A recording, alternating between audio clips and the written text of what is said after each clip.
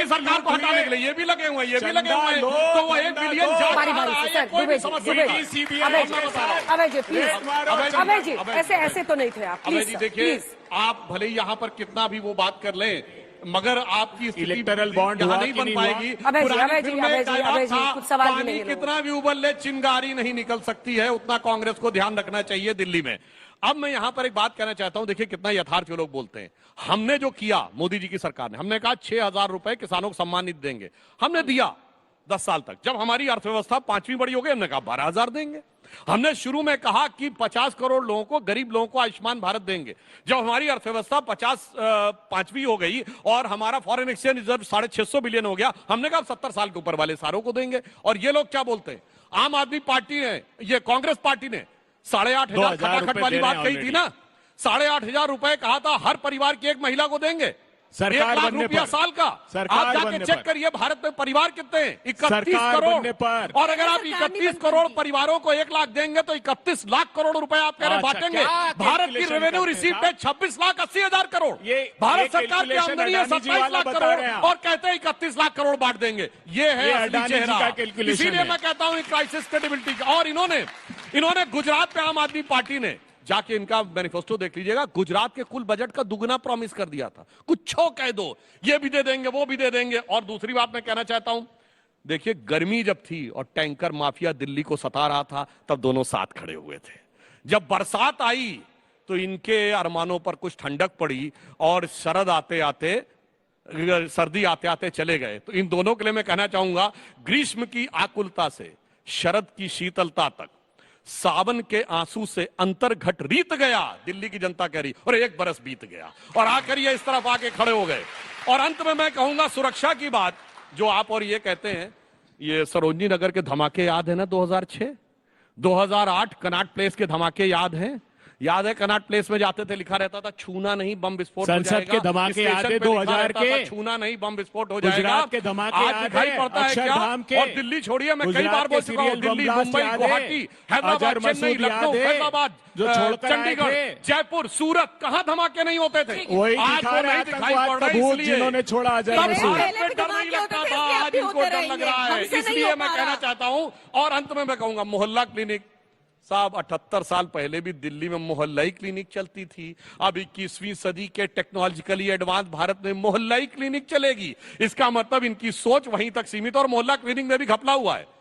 एक एग्जाम्पल आया है कि एक क्लिनिक में 539 लोगों ने एक दिन में अपना निदान करके पर्चा लिखवा के जांच करवा ली।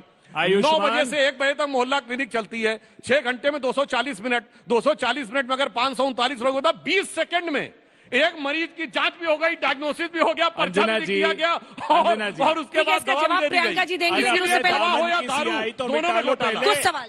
जय श्री राम, मेरा नाम अक्षय चौहान है। मेरे सवाल है आम आदमी पार्टी की प्रवक्ता जी से कि जैसे अरविंद केजरीवाल पिछले 10 साल से कह रहे हैं कि यमुना साफ कराएंगे, हम दिल्ली को झीलों का शहर बनाएंगे। हर 5 साल में वो एक पॉडकास्ट या इंटरव्यू में जाके कहते हैं और माफी मांग लेते हैं।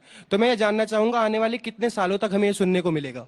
और मेरा दूसरा सवाल ये है कि जैसे एक खराब दिल्ली का एयर क्वालिटी इंडेक्स है, उसके बारे में आप क्या कहना चाहेंगे? क्योंकि जैसे ही नवंबर अक्टूबर का महीना आता है, दिल्ली के सारे लोग तो मनाली भग जाते हैं, मनाली, शिमला। उसके बाद तीसरा सवाल, तो खांसते रहते हैं।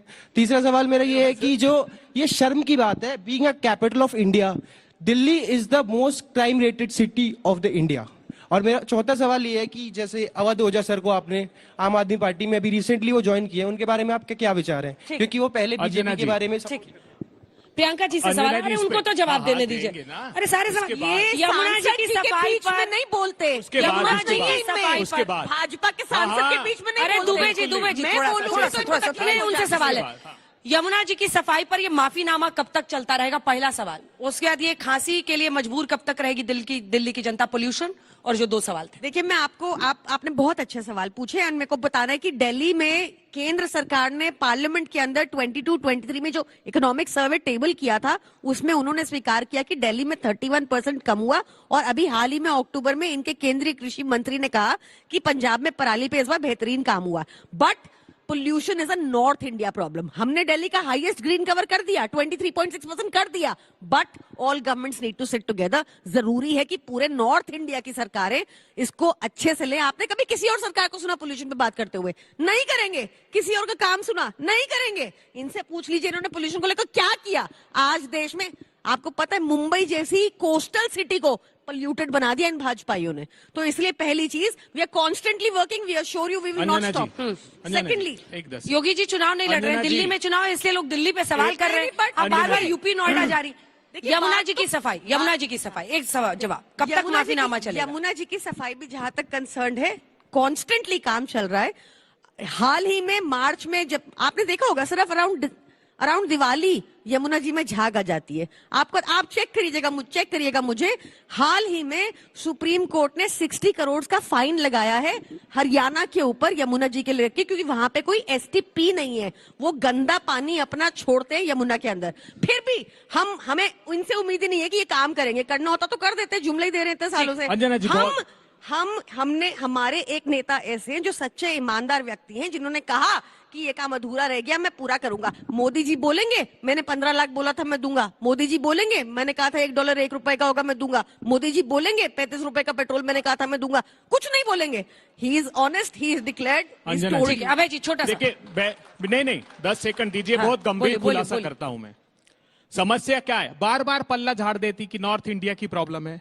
दिल्ली की समस्या ये है, दिल्ली की समस्या है कि 300 किलोमीटर के दिल्ली के दायरा में 12 थर्मल पावर प्लांट हैं। फ्लू डी सुन लीजिए ना भाई मेरी बात प्लीज। अरे सुन तो लीजिए, दिल्ली के 300 किलोमीटर के दायरे में मैं पूरे शो में बोलने नहीं दूंगा। देखिए, यही गंदी राजनीति कर रहे हैं, गाली गलौज की ये लोग। मैं समाधान की बात कर रहा हूँ कि समाधान क्या है दिल्ली के पोल्यूशन का।